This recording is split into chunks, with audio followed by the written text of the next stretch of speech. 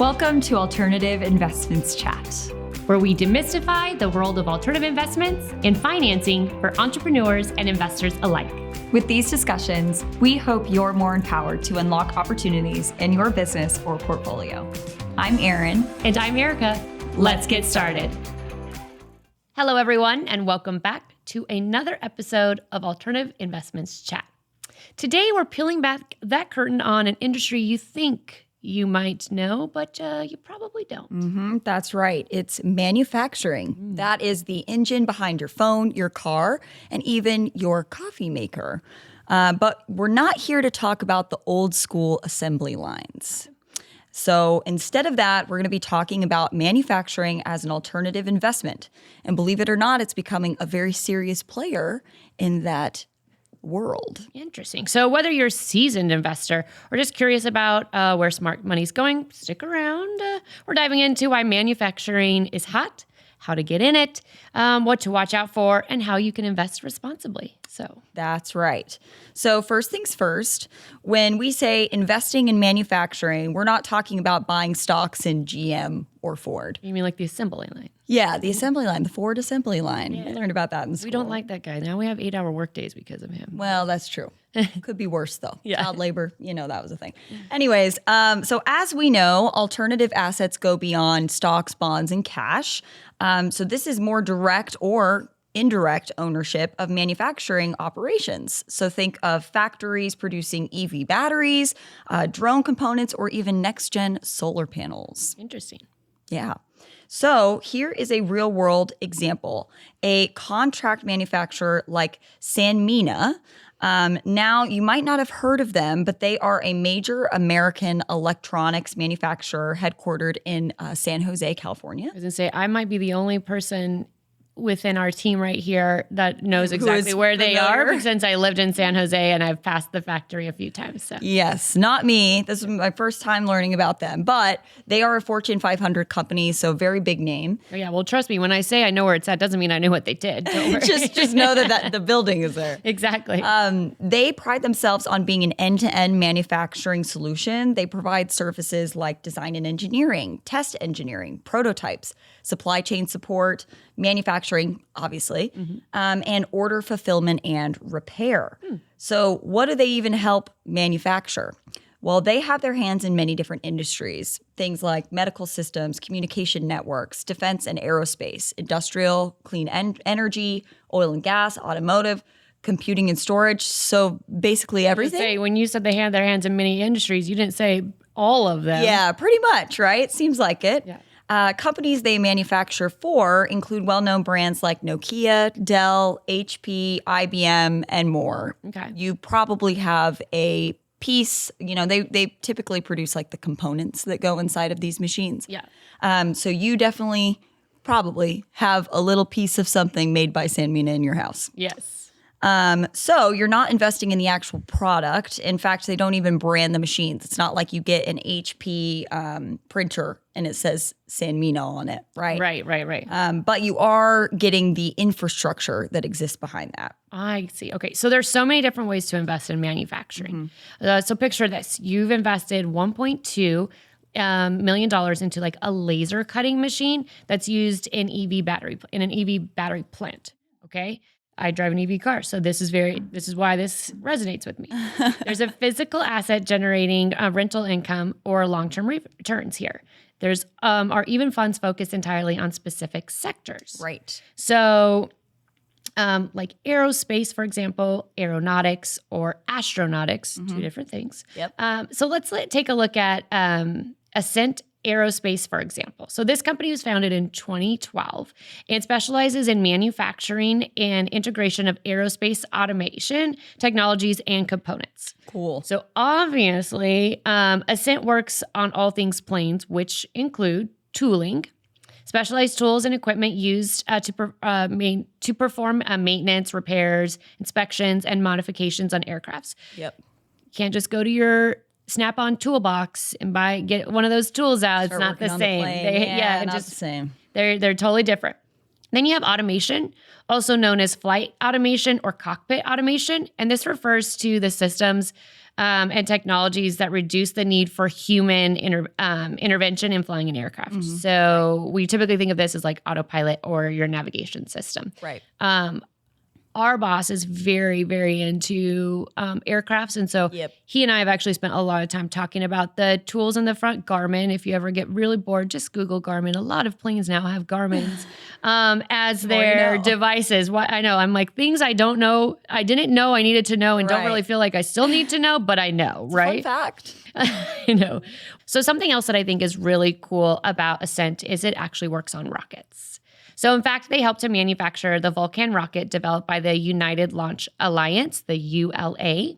It's designed to replace the Atlas V rocket and is certified by the Space Force to carry out national security missions. I think that's really cool. Yeah. So the Space Force certified the Vulcan Centaur in March of 2025, allowing it to begin launching national security missions. Wow. The Vulcan, I know, right? The Vulcan Centaur is a competitor to the SpaceX Falcon 9 rocket for national security launch contracts. So when aviation demand surges, companies like this one, they tend to ride the wave, but also so do their investors. Yeah, totally. Potential for some money there and some growth.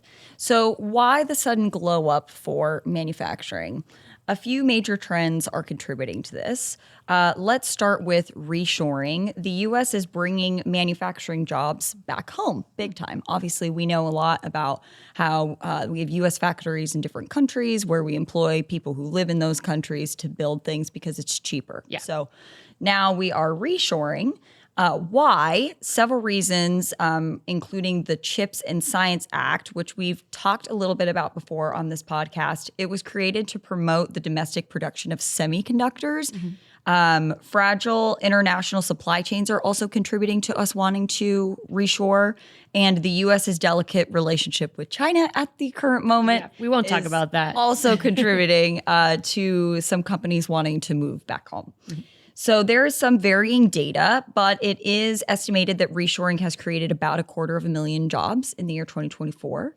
I think that we have also mentioned on this podcast how Arizona is becoming a chip-making hub. Yeah. And you usually think about like San Francisco, Silicon Valley as being that place, especially being like the U.S.'s tech hub. Right. But that could very well change with all these major players putting their flag in the sand out here and building these really big factories.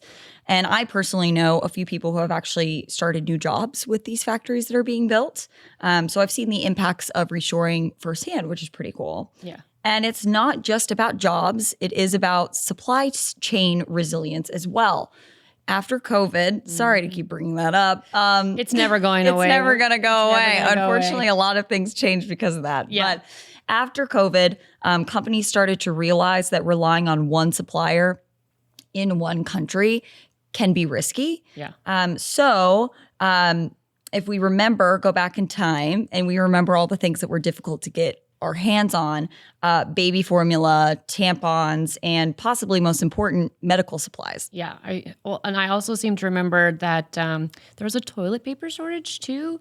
Although I don't think that had anything to do with supply chain issues, just people being weird and panicking over weird stuff. I don't. Yeah, there was a fear about the toilet paper thing. I definitely do remember that, and I never really understood that one because it's like, okay, so the world is ending, right? You're panicking, and the first thing you go to buy is toilet paper. I don't know. Seems like there might be some other things that are more important. I would think so, and we won't go into that rabbit hole, but there's other things you can use too. That, okay. Sure. Anyway, okay. Let's pivot back to the topic at hand here. Okay. So another reason why manufacturing is gaining traction is private equity. So as we know, when private firms start to make moves, people take note. Right. Just last year, Apollo Global Management acquired Barnes Group. They're a high precision manufacturer for a whopping $3.6 billion in cash money. Wow, in cash? That's nice. Yeah, that's not Could just. you imagine what that would look like? I feel like we think it looks a lot bigger than it is, but I bet it's just maybe as big as our table. It'd be heavy though. That's a lot of money. Yeah, it is. It is. But needless to say, this is not just like a hobby investment. Right. So Apollo has an astounding 512.8 billion assets under management. Wow, it's a lot. Okay, so and it's worth noting that they invest primarily in alternative assets. So all the stuff we talk about here on the pod. Right. So why do they invest this much in Barnes Group? Well, let's break it down. Barnes Group, Inc. leverages world-class manufacturing capabilities and market-leading engineering to develop advanced processes, automation solutions, and apply technologies for industries ranging from aerospace and medical and personal care to mobility and packing. The big piece here is the aerospace-related manufacturing, which has seen a rise in demand. And Apollo wants it in on that action, obviously. Yeah, right. Don't forget about the automation part. So companies like ABB Robotics are integrating AI into robotic solutions.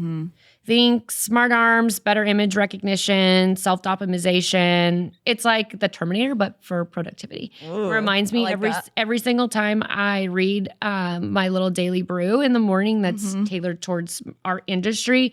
They always have this one that's an arm that's supposed to fry French fries at I've fast seen food. that. It's like called Flippy or Floppy or something. Yes. I think it's Flippy because I've it's seen supposed to flip it the at basket. an actual restaurant. Oh, shush, Yeah, really? yeah. When I was in Oregon, I think. Oh, they're ahead of our time. Oh no, LA. I was in LA. They have one in LA in a mall there.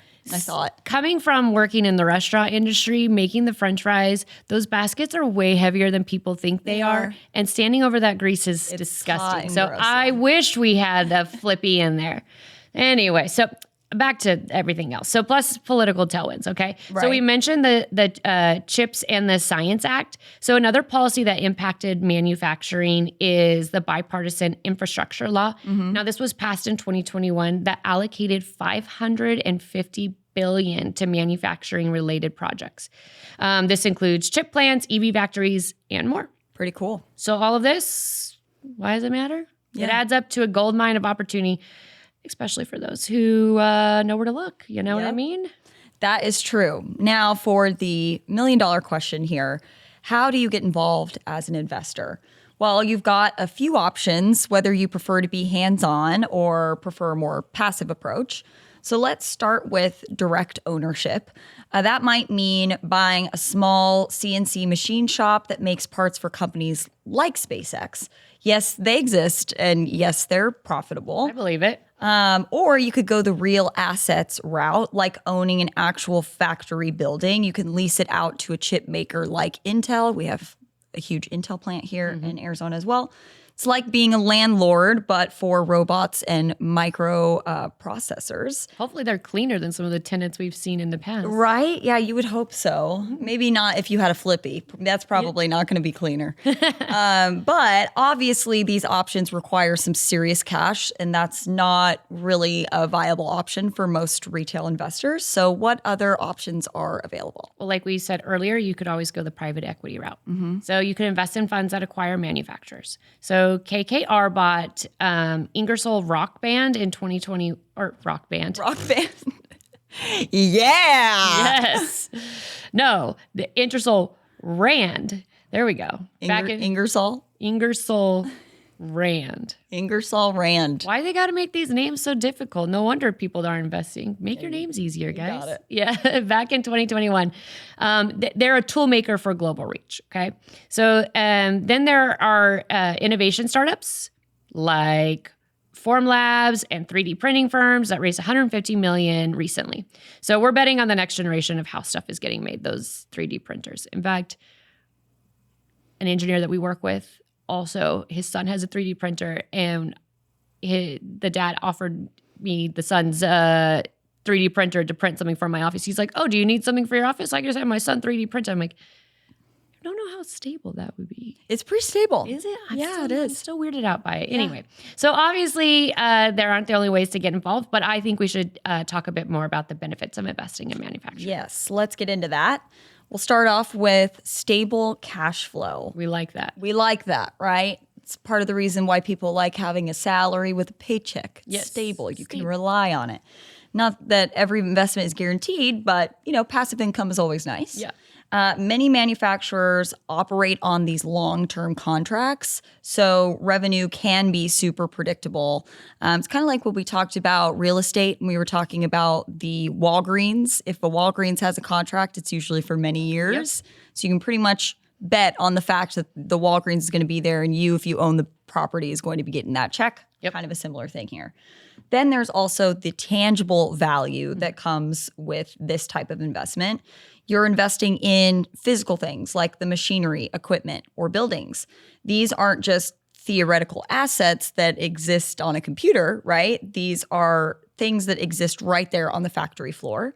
And there's also inflation hedge. Manufacturing tends to weather inflation better because it deals with the physical goods that people still need, especially in sectors like defense or energy. Or, what did we just mention? We talked about COVID. That was a time of severe uncertainty. Lots of people lost their jobs. People, weren't working the way that they were prior. It was an unexpected situation, but people were buying stuff because they were nervous and trying to stock up. But, just because people were losing their jobs didn't mean that they stopped buying stuff. Yeah. So let's also not forget about our favorite diversification. So manufacturing doesn't always move with the broader stock market. We always have to remember that. It's driven by supply chains, global demand, and infrastructure cycles. One more thing, impact. Want to support green energy? Well, battery manufacturing, wind turbine parts, solar cells. You can put your money where your mission is, if you know what I mean. Oh, yeah, I like that. Yeah. That's pretty cool. So now you know that we can't talk about the benefits without talking about the risks, right? So there's capital intensity. A new chip factory can cost more than $12 billion with returns not coming in for years. Yeah. Obviously, most investors are not going to be the people that are putting up the $12 billion to purchase the plant. Yeah. But if you're invested in it, it might take a little while for those returns to come back to you. Yeah. It's not like they just build it, people come inside, and then you start turning a profit as soon as the doors are done putting on the hinges, I'm like, no, it takes some time. It takes time. So this is interesting. Labor challenges. There is projected by the year 2030 to be more than 2 million open manufacturing jobs here in the U.S. So this comes just around the corner. Yeah, 5 years if we're looking at the calendar. You were right about that. This comes from a study that was done by Deloitte and the Manufacturing Institute. And the cost of these missing jobs could potentially total $1 trillion in costs by 2030 alone. About 1.4 million U.S. manufacturing jobs were lost during the early days of COVID, again. According to the study, and that set back the manufacturing labor force by more than over a decade. Well, yeah, if you have to halt everything that you're doing because no one's allowed to come into work, I mean, I can see why that really messed things up there. Right. And also, people lose a job. Just because people lose a job doesn't mean they're sitting at home and waiting for that same job to open back up again, right? They're going to go try to make money in a different way. So then you have a bunch of people who potentially left the sector completely, who were doing what they needed to do in order to survive. Yeah. They might have found a different job that they like better, and they're like, screw you, manufacturers. Yeah, lots of different options. Not to mention that that sort of work can be really intensive and difficult. You're on your feet. Anyways, so the industry has largely recovered those lost jobs, but they're now urgently seeking new workers, more workers, because of all of these potential jobs that are being added. We talked a little bit about reshoring. Let's think about how that impacts our manufacturing industry. 77% of manufacturers say that they will have ongoing difficulties in attracting and retaining workers since 2021 and beyond. 77%. That's a lot. We don't really think about having a surplus of jobs as being a bad thing. Right. So it's kind of weird. But again, people are getting out of these sectors. They're really demanding jobs. So you might find something different to do. Yeah. But here are some other risks to consider when investing in this asset class. Supply chain risks. So in 2024, Red Sea shipping crisis delayed key materials for months, and some plants were forced to pause production altogether. Again, when that happens, it really sets things behind. Also, manufacturing can be sensitive to economic cycles. So, for example, a downturn in housing means fewer appliances sold, which can ripple through the supply chain. We don't really think about all the little itty bitty things in our lives that stem from manufacturing, and especially if you're investing in it, that really affect manufacturing. Yes, like I did when we were reading our research and I read that line, I was like, oh, I didn't even think about that. Yeah. Oh, that makes a lot of sense, but it's crazy. So, and another thing is that liquidity is low as well. So selling a factory isn't like selling a stock, as we all know, and it might take 6 to 12 months or longer. Because think about it, we're already having problems selling houses, and when you invest in real estate, sometimes takes a long time to get your money back. Right. Especially specialized real estate. Yeah. And I was going to say, think about a building that's 5 times the size of a house. Right. It's probably going to take a little bit longer. Yeah, definitely. Those are things to consider. Well, now that we have sufficiently scared our listeners, there are some tips that we want to just kind of note here for you to consider if you're interested in investing in this asset class. Number 1, start small. Platforms that allow fractional investing are a great entry point. We've talked a lot about these sorts of platforms for different asset classes. They exist for this one as well. You don't need to go all in on a full factory. In fact, I would not recommend it. Dang it, I already bought one. 15 billion gone. Just like that. Shoot. Also, do your homework, understand the niche. Medical device manufacturing is a world apart from making denim pants, right? So understand what you're getting into, what the profits are, get the industry. Yeah, you always want to assess demand. Yep. So who are your buyers? Are they locked into long-term contracts? Are industries like EVs or aerospace expected to grow? Like, you need to do a little bit of research and go tech forward. A factory using IoT and AI will likely they're going to most likely outcompete those who aren't modernized. Modernized? Yep, there we go. Modernized? Modernized. It's like dancer-sized, but modern. For modern people? Yeah, exactly. Let's go with it. So most of all, plan long-term. Yes. Manufacturing plays usually require a 5 to 10 years to reach their full value. So this isn't the day trader's game. This isn't like, oh, I'm going to invest and I'm going to get some returns in about a year. No, this is like, they're going to hold your money for a hot minute. So be okay with that. Yep. Well, that brings us to the end of today's episode. We hope that you've learned a little bit more about manufacturing. It as a asset class or an investment, it can offer potential stability, real assets, and a stake in trends like automation and green tech. It is the unsung hero of alternative investing, and it's not for the faint of heart. No. But for diversification and impact, it can be a powerhouse for people. I love it. Well, thanks again for joining us, and hopefully we'll see you back next time for another Alternative Investments chat. Thanks for joining us. Stay tuned for more insight on our next episode. And don't forget to subscribe to continue the Alternative Investments chat. See you next time. Content provided in this podcast is for informational purposes only and should not be construed as professional, financial, or investment advice. This podcast should not be construed as an offer to sell or a solicitation of any offer to buy any securities. We strongly recommend that you seek advice from a qualified professional before making any financial decisions.